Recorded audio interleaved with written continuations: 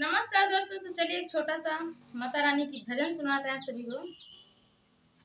गजरा की आई बाहर हो, गजरा लैले मैया। गजरा की आई बाहर हो, गजरा लैले मैया। फूलों की आई बाहर हो, फुलावा लैले मैया। फूलों की आई बाहर हो, फुलावा लैले मैया।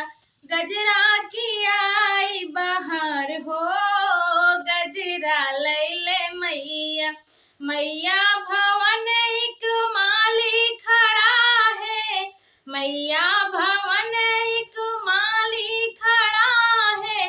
हाथों में अड़हुल के हार हो, हरवा लैले मैया। हाथों में अड़हुल के हार हो, हरवा लैले मैया। गजरा की आई बाहर हो, गजरा लैले मैया। गजरा की आई बाहर हो, गजरा लैले मैया।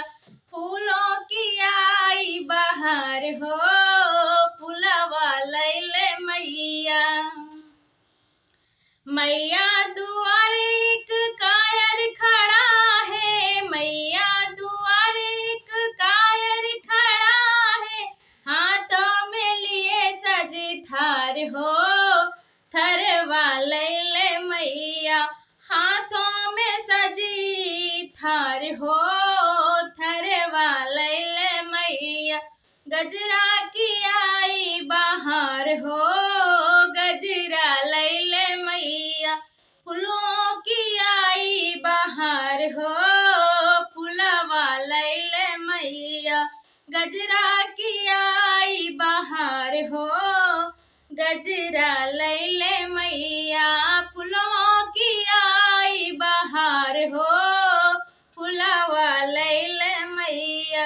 गजरा की आई बाहर हो।